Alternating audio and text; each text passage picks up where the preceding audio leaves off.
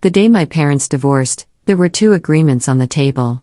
One meant staying in the old neighborhood with my father, who was addicted to gambling. The other meant moving to the coast with my mother, who had remarried a wealthy businessman, Robert Henderson. In my previous life, my little sister Chloe chose our mother. I quietly packed my suitcase and followed our father.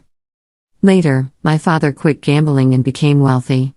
He treated me like I was made of gold. Chloe, however, suffered emotional abuse in Robert Henderson's home. She wasn't allowed to go out, and she eventually died from the stress.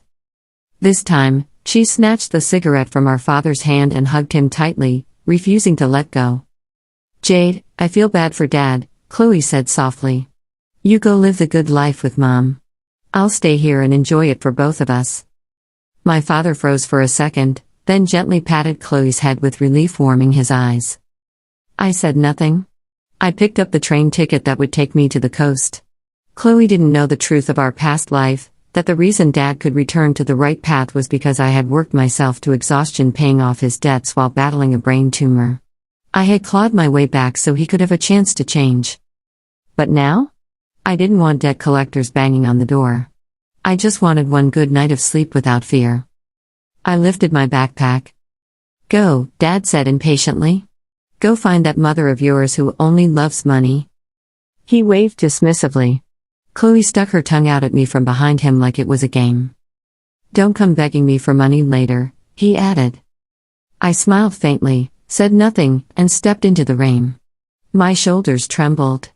My head pounded like it was filled with fire. Truthfully, anywhere would be the same. I just wanted a quiet place to get through whatever time I had left, somewhere without the smell of cheap cigarettes or the sound of debt collectors pounding on the door. My mother's black Mercedes was parked at the intersection. The window slid down, revealing her perfectly maintained face. She frowned at my soaked clothes, eyes full of disgust. "What happened to you? Get in. Don't dirty the car." I opened the back door. Just as I was about to sit, she pointed to my backpack. "Put that in the trunk. Who knows what kind of bacteria are on it?" I hesitated but obeyed, placing it in the trunk before climbing back inside. The leather seats were warm, but I still couldn't stop shivering. "Be sensible," my mother said while driving. "Robert doesn't like noise. Stay in your room unless necessary. Don't talk back. Don't drag your feet when you walk. And don't mention your father. He gets upset." I stared out the window at the rain racing past and nodded. My head throbbed sharply. Everything went dark for a second, and I grabbed the headrest. "What's wrong?" she asked impatiently. "Nothing. Just carsick." She scoffed. "Just like your father." I closed my eyes, swallowing the bitterness.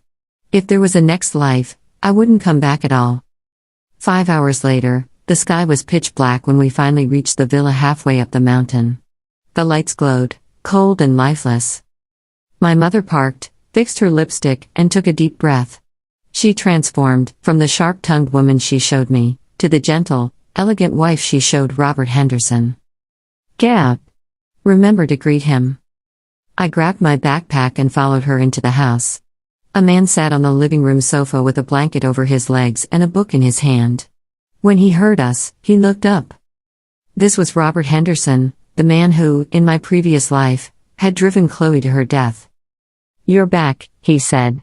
His voice was flat, unreadable. My mother pushed me forward with a bright smile. "Go on, greet Mr. Henderson." I stepped forward. "Hello, Mr. Henderson." He didn't respond. He simply turned a page.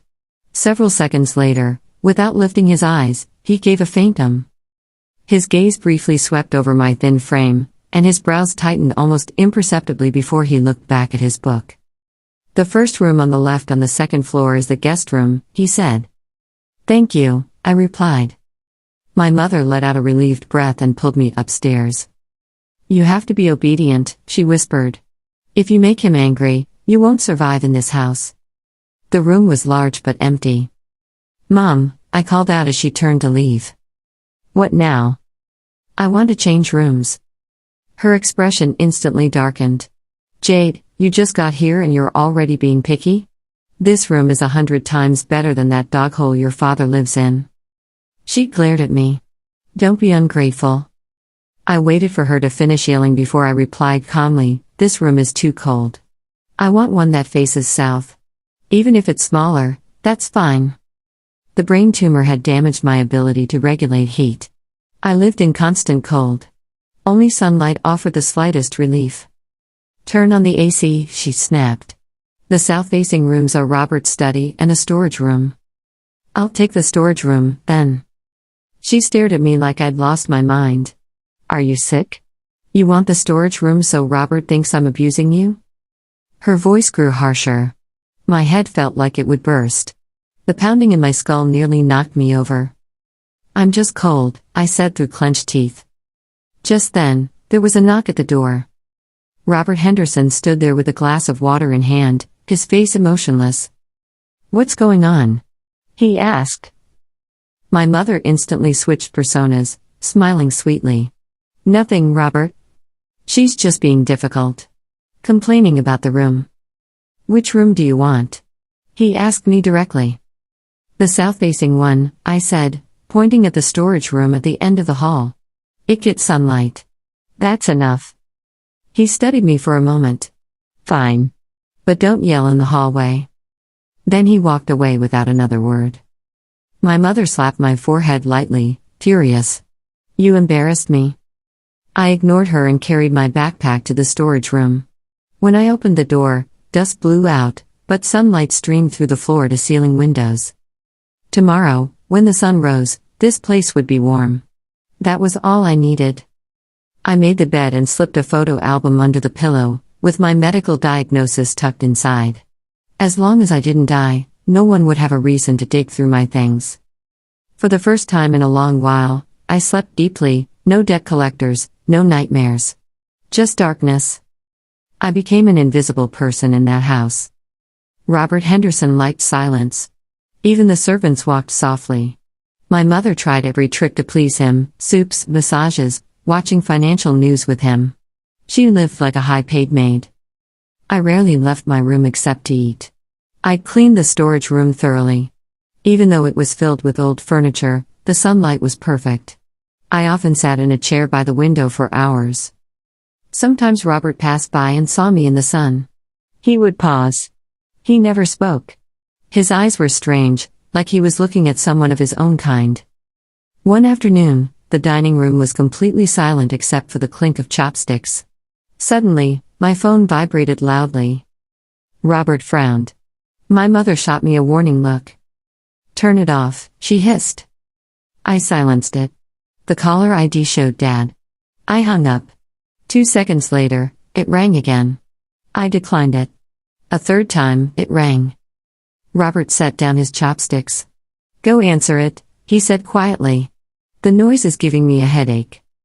I took my phone to the balcony. As soon as I answered, my father's shouting exploded through the speaker. Jade.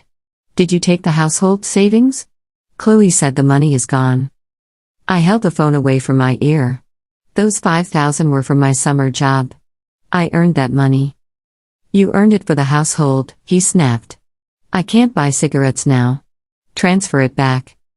I heard crashing noises and his curses in the background. Useless brat.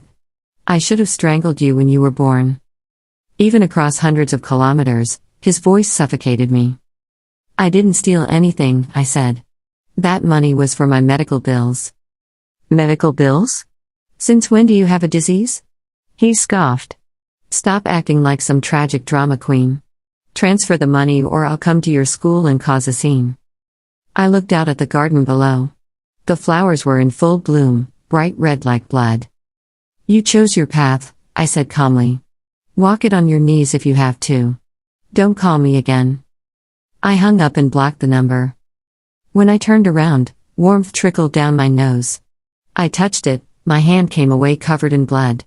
I panicked and fumbled for tissues. I rushed to the bathroom. Standing in front of the mirror, bright red streaks ran down my face. What are you doing? Robert's voice behind me made me freeze. He handed me a clean towel. Does this happen often? He asked. Sometimes, I lied. You should go to the hospital. It's an old condition. You don't have to walk on eggshells here, he said quietly. His scent on the towel carried a faint hint of death. I recognized the pill bottle he hid, morphine disguised as ibuprofen. He was dying too. From that day on, something subtle shifted between Robert and me. My mother noticed it quickly. At dinner one night, she started nitpicking again. Why are you wearing a hat in the house? She snapped. You look ridiculous. Lately, my hair had been falling out in clumps. I'd bought a real hair wig and a soft cap to cover the mess. I felt less exposed that way, less like I was crumbling in front of everyone. I just like it, I said calmly. It's ugly. My mother reached out with her chopsticks, trying to hook the edge of my cap and yank it off. Before she could touch it, another pair of chopsticks intercepted hers midair. If she wants to wear it, let her, Robert said, his tone flat. Eat. My mother froze, hands suspended above the table. She stared at him, then at me, her face a mix of shock and anger. Robert had never interfered in small things before. Robert, I was just worried she'd feel too. Worry about yourself, he cut her off without giving her a way out. My mother withdrew her hand, her eyes dark with resentment. She couldn't understand. She was supposed to be the hostess of this house. Why was Robert suddenly standing on my side? Not long after, the phone rang again. This time, my mother answered it in the living room, her voice deliberately loud. Borrow money? Again? Didn't I just send you $20,000 last time? What do you mean you lost it all? I sat on the balcony in the sun, a book open in my hands, though I couldn't read a single word. Chloe's voice came screeching through the speakerphone. Mom, please, just help Dad one more time. The loan shark said they'll cut off his hand if he doesn't pay. We've sold everything we can. They even took my phone. Then my father's voice barked in the background, half roaring, half begging. Ask Jay to talk to Robert. He's rich, isn't he? She's living in that fancy house for free, she can at least get us some money. That was the real reason for the call. My mother hung up and stormed into my room. She yanked the book right out of my hands and tossed it to the floor. You still have the mood to sit here reading? Your sister is being driven to death, she shouted. I glanced at the book on the ground. It was one Robert had picked out for me. You're so heartless, she continued, pointing a trembling finger at me. That's your real sister. That's your real father. Go ask Robert to lend them some money. Not much, just $50,000. I looked at her, at the desperation in her eyes, and remembered clearly, in her heart, my dignity, my life, would never weigh as much as Chloe's tears. I'm not going to beg for them, I said. Her hand cracked across my face before I even finished the sentence. My head snapped to the side. My ear rang. At that moment, a cold voice came from the doorway. Who told you could hit her? Robert stood there, his expression like stone. My mother flinched. Robert, you're back. He walked in, his eyes passing over my swollen cheek and then the book on the floor. 50,000, he said suddenly. I'll give it. My mother lit up with relief. Really? Thank you, Robert, thank you so much. I jerked my head up to look at him, but he didn't look at her. His gaze stayed on me, and in it was a meaning only I could fully understand. Buy ourselves some peace, he said calmly. And I want to see what your family does with the money. How far your father will go if someone keeps bailing him out. He picked up the book, dusted it off, and set it back on the table. Sometimes giving money doesn't help people, he added. It just pushes them closer to the edge. My mother didn't understand. But I did. Days passed. My hair continued to fall out in handfuls, on my pillow, on the floor, in the drain. Eventually, I shaved it all off and wore the wig every day. Robert's condition worsened too. I often heard him coughing in his study late at night, the sound so deep and raw it felt like he was tearing his lungs apart. We were like two ghosts living under the same roof, covering for each other, watching over each other in silence. One afternoon, the sunlight was warm and soft. I was in the garden, sitting under the wisteria, face tilted up toward the sky. Robert walked over, carrying a chessboard. Play a couple of games? He asked. I nodded. We sat together underneath the flower arbor. That father of yours hasn't stopped asking for money, has he? He said casually as he placed a piece on the board. And Chloe doesn't know when to stop either, I replied quietly. Even though I had blocked my father's and Chloe's numbers, I knew they'd be working my mother instead. And my mother, whose heart was soft where it shouldn't be, wouldn't refuse as long as there was still something left to give. Your father sold the house, Robert said suddenly. The piece in my hand slipped and hit the board with a dull click. He sold it? Yeah. Lost his mind chasing a win. Sold the house to gamble and lost everything. Robert placed another piece. Now they're renting a basement room? He looked at me. You don't want to go back and see them? I shook my head. No. That's their karma, I said, dropping my own piece onto the board. He chuckled. You really have let it go, huh? It's not that I've let it go, I replied. I just don't have the strength to hate anymore. Hating someone is exhausting. And I'm already tired just from breathing. A sudden wave of dizziness crashed over me. The board began to spin. Black and white pieces blurred into a whirlpool. I reached out, trying to steady myself, but grabbed only empty air. My whole body pitched backward and the world went dark. The last thing I saw before losing consciousness was Robert's face, wide-eyed, finally stripped of composure, as he lunged toward me. It was the first time I'd ever seen that expression on him. When I woke up, I was in my own room, not a hospital bed. Relief washed through me. Robert sat in a chair beside the bed, my diagnosis report in his hand. He set it gently on the nightstand. You're awake, he said. Why didn't you take me to the hospital? My voice came out hoarse. You said you didn't want to go, he replied. And if I took you, your mother would find out. You don't want her to know, right? I nodded. Thank you. He poured me a glass of water and handed it over. I asked a private doctor to come, he said. Your situation isn't good. The tumor is pressing on your optic nerve. You might lose your sight eventually. And the intracranial pressure will keep getting worse. He stated the facts calmly. I'd known them in my heart already. How much time? I asked. The doctor said if there's no intervention. He didn't finish, but I understood. I could die at any moment. I took a sip of water and smiled faintly. Sooner than I expected. He stared at my smile, something like sadness shadowing his features. You're only 18, he said quietly. So what? I asked. Plenty of people lived at 80 as walking corpses. 18 years is enough for me. Just then, a commotion erupted downstairs, shouting, crying. My mother's voice rose hysterically. Baby, I don't want to live anymore. I don't want to live. It was Chloe. She had come. I frowned. Robert stood up. Stay in bed, he said. I'll go down and see. I'm going to. I threw off the blanket and sat up. I want to see what this life's Chloe has become after being cornered by reality. He looked at me for a second, then nodded.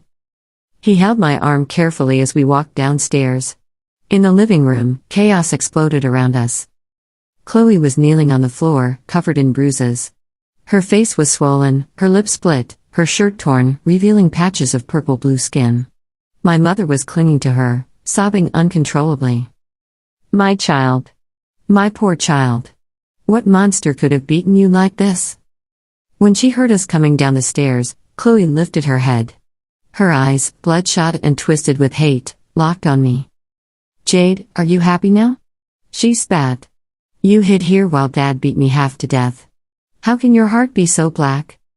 I stood on the steps looking down at her. Did I force you to choose Dad? I asked calmly. You insisted on going with him. You said you wanted to keep the good life for me. I only accepted what you gave up. Chloe choked, unable to form words. She scrambled to her feet and lurched toward me, screaming.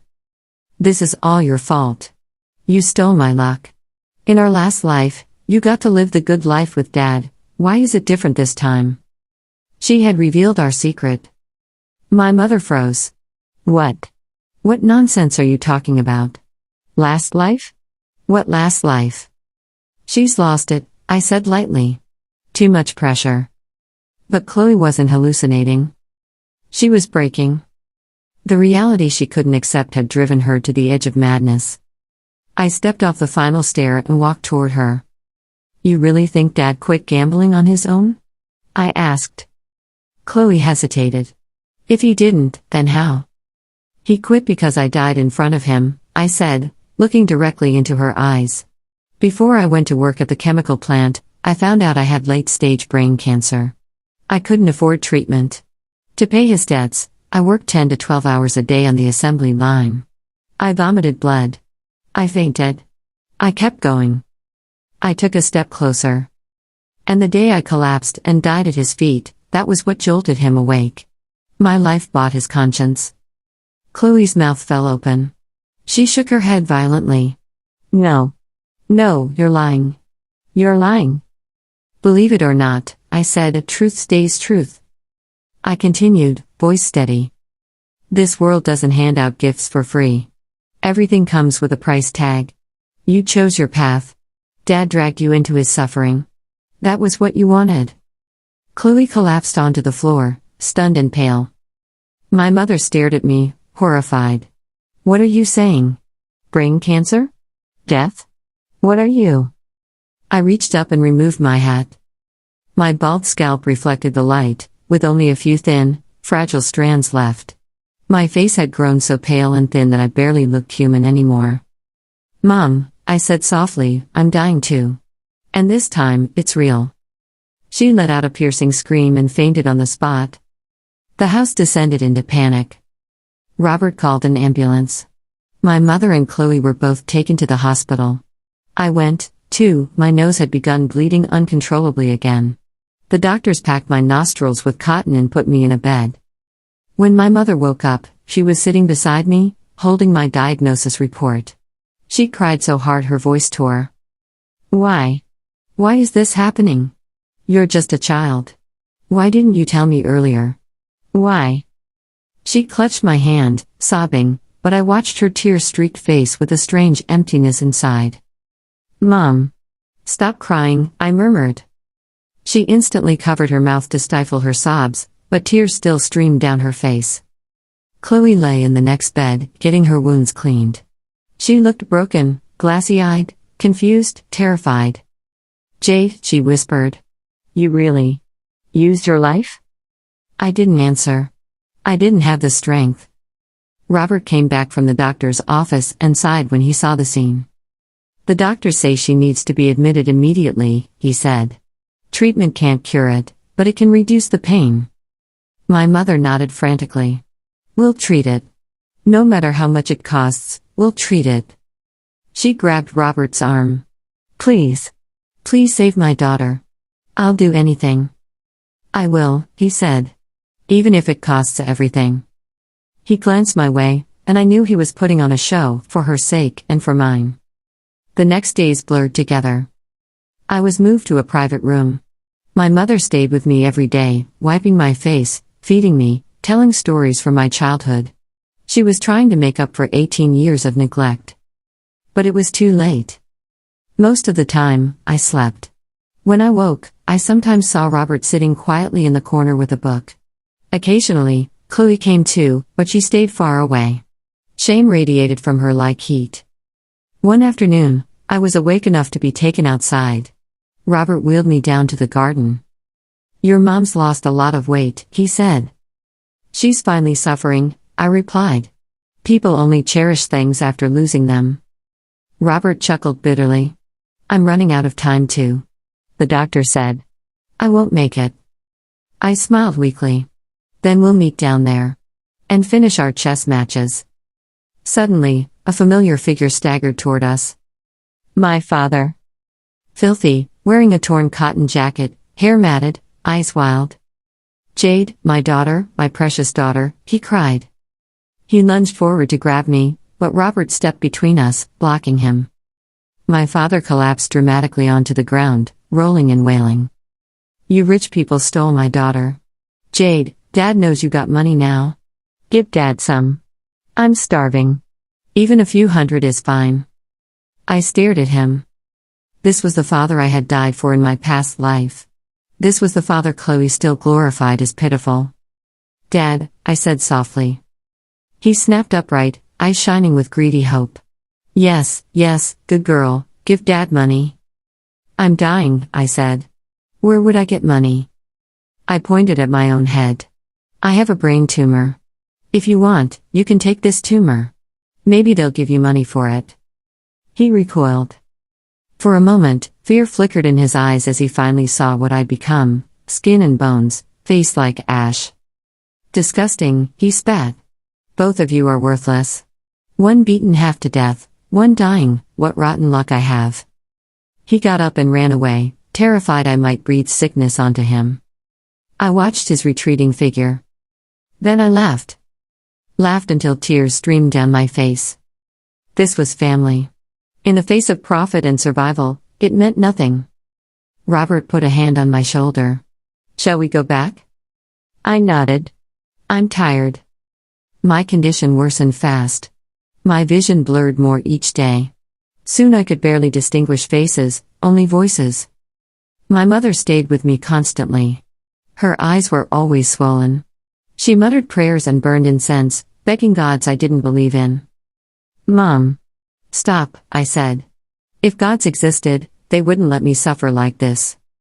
She fell silent, the prayer book slipping from her hands. Mom, I whispered, I want sweet and sour ribs. Her eyes lit with hope. Okay. I'll make it right now. She rushed out. I knew I wouldn't be able to eat them. I just wanted her gone for a moment. The room quieted, leaving only me and Robert. Mr. Henderson, I whispered. He took my hand, and with his fingertip wrote words in my palm, I'm here. I don't want treatment anymore, I said. Take off the tubes. I want to go with dignity. His hand trembled. Okay, he whispered. When your mother gets back, I'll talk to her. And one more thing, I said. From under my pillow, I pulled out a bank card, the $50,000 he'd once given me as spending money. There's $50,000 in this card, I said. The password is my birthday. Give it to Chloe. She's foolish, but she's still my sister. Tell her to leave Dad. Go somewhere far. Start over. Robert accepted the card silently. You're soft-hearted, he murmured. No, I said. I'm settling debts. After this, we owe each other nothing. My mother returned with a steaming container of sweet and sour ribs. Baby, wake up. Try some. I added extra sugar. I smelled the food, but my mouth wouldn't open. I looked at my mother's blurred face. Mom. I'm tired, I whispered. I want to sleep. She froze. The container slipped from her hands, crashing to the floor. Jade, no, don't sleep, look at me, look at Mom. She grabbed my shoulders, shaking me desperately. Stop shaking her, Robert said, pulling her back. Let her go. She's in too much pain. My mother collapsed to the ground, wailing with a grief so raw it shook the walls. I listened to her cries as my body grew lighter and lighter. My breathing eased. The pain drifted away like smoke. I saw flashes, my past life on the assembly line, running through the snow, Chloe's foolish grin, my father's selfish back. Everything fell away. I was finally free. I'm not coming back in the next life, I whispered. Those were my final words. Then everything went still. The funeral was simple. Only my mother, Robert, and Chloe attended. My father didn't show up. Word was he'd been beaten for stealing and was now living under a bridge. My mother went gray overnight. She wandered the garden every day, clutching my photo, murmuring. She hated the cold. She liked the sun. Robert handed Chloe the bank card. This is from your sister, he said. She wanted you to leave. Start over. Chloe took it with shaking hands, crying so hard she could barely stand. Jade. I'm sorry, she sobbed. Chloe finally understood that some blessings can't be stolen, and some suffering can't be avoided. Not all fates can be traded, and not all luck belongs to her. She left the city. She went south, to a small town where no one knew her name and found work in a bubble tea shop. The job was exhausting, the pay minimal. But at least it was peaceful. At least she could breathe. Robert's body failed soon after. 3 months after my death, he passed away quietly, without pain. In his will, he donated most of his assets and left only a small portion for my mother's retirement. Too much money only brings disaster, he had said. My mother was admitted to a nursing home, one of the best. But she no longer recognized anyone. Her mind had faded, leaving only fragments. She remembered one thing: she had a daughter named Jade. A gentle, obedient girl who hated the cold and loved the sunlight. Whenever it rained, she would sit by the window, staring into the storm, calling into the empty air. "Jade. It's raining. Come home soon. Mom made sweet and sour ribs for you." But silence always answered her. No footsteps. No warm voice. No daughter opening the door. Just the endless rain washing down the glass, washing the world clean, washing away sorrow, regret, and all the apologies that came too late.